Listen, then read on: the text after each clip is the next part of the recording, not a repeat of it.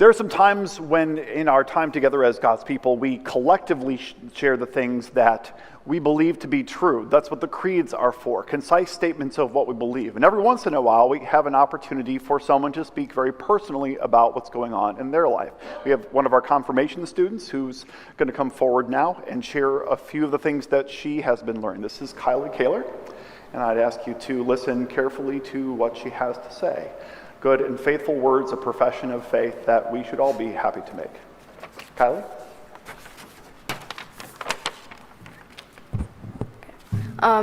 My confirmation verse is Mark 13:37.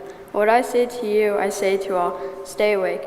What does this mean to me? It means that you have to keep your relationship with God open.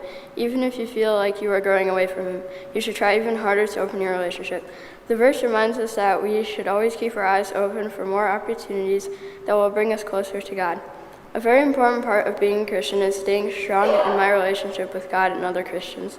One thing that I can do to keep this relationship strong is to go to church regularly. By going to church, I can surround myself with other Christians. We can teach each other about things that we might have not known about God. Church is a good place to surround yourself with good people and to know that you are safe.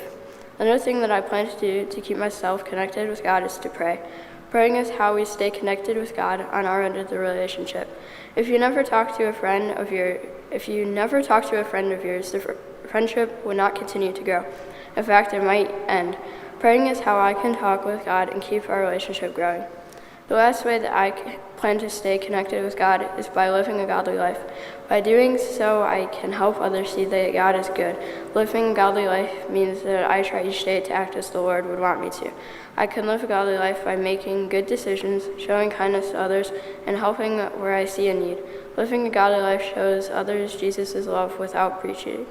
Over the next year, I'm going to stay awake by going to church regularly, praying, and living a godly life.